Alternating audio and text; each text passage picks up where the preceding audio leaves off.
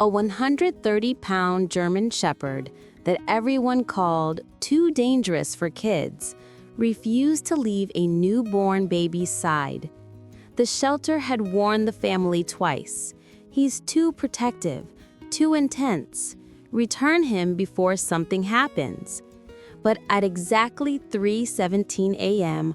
on a freezing March night, when the baby stopped breathing and her tiny face turned blue, this massive dog did something that shattered every warning, every fear, every stereotype people had about him. What Titan heard that night, what he knew before any parent could, proved that sometimes the most misunderstood guardians become the greatest heroes. This is their story.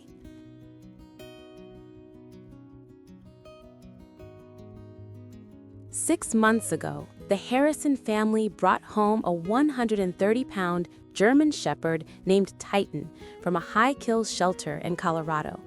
He was 3 years old, massive, and had scars across his chest that told stories no one wanted to imagine.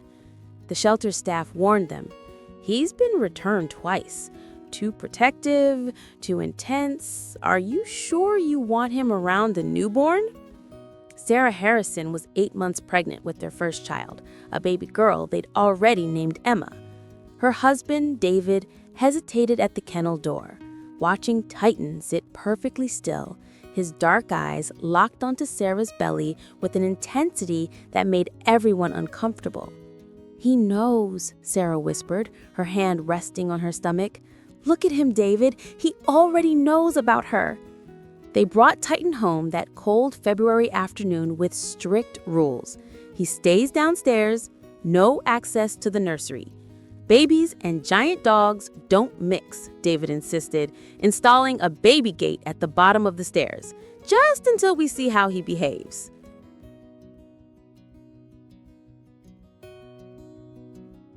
I see you haven't subscribed yet. That honestly makes me really sad.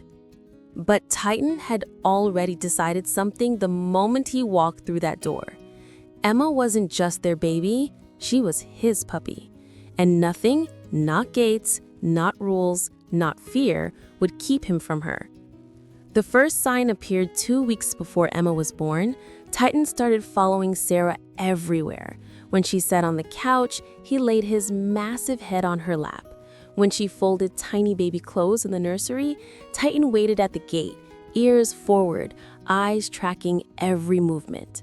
When she cried from exhaustion and anxiety, Titan pressed his body against her legs and refused to move until she stopped. "He's obsessed," David said one night, watching Titan stare at the closed nursery door for 2 straight hours without blinking. "This isn't normal." But Sarah saw something else. She saw devotion. She saw a guardian waiting for his mission to begin.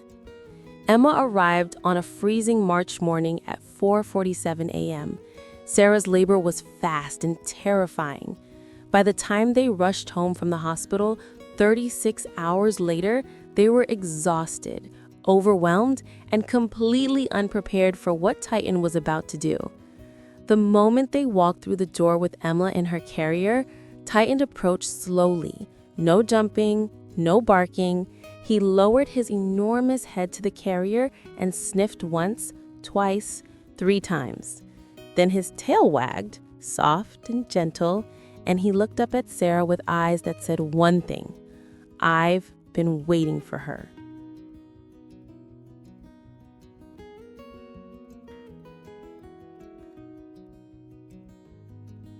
That night, they placed Emma in her crib upstairs.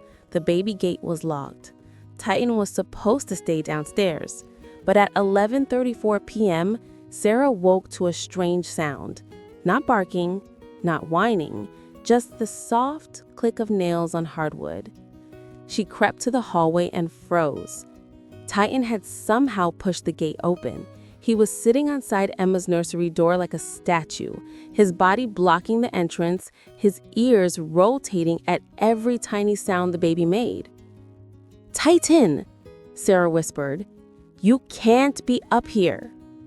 He didn't move. He didn't even look at her. His eyes stayed locked on that door. David wanted to drag him downstairs, but Sarah stopped him. "Wait," she said quietly. "Let's just watch." For 3 nights, Titan repeated the same pattern. Every time Emma cried, he'd push through the gate and take his position outside her door, never entering, never crossing the line, just guarding. On the 4th night, everything changed.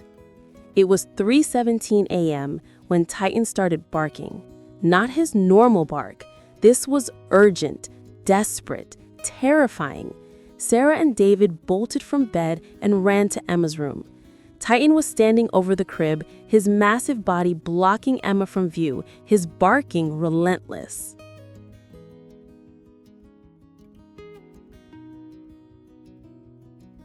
"What's wrong?" Sarah screamed, pushing past him. Emma wasn't breathing. Her tiny face was turning blue. She'd stopped making sounds, stopped moving. David grabbed his phone. Sarah scooped Emma up, her hands shaking violently as she started infant CPR, counting compressions through sobs. 1, 2, 3. "Breathe, please breathe." Titan pressed his body against Sarah's legs, grounding her, keeping her steady. The paramedics arrived in 4 minutes. They intubated Emma, stabilized her, and rushed her to the hospital. The diagnosis? Sudden respiratory arrest caused by an undiagnosed airway issue. If they'd found her even 5 minutes later, she wouldn't have made it. "Your dog saved her life," the doctor said 12 hours later in the ICU. He heard her stop breathing before any monitor could. Emma spent 6 days in the hospital. When they finally brought her home, Titan was waiting at the door. This time, there were no gates, no rules. They moved his bed into Emma's nursery, right beside her crib, where it should have been from the beginning. Now, 3 months later, Emma is thriving. And every single night at 3 a.m., Titan does his check. He stands beside her crib, listens to her breathe, and only then does he lay back down.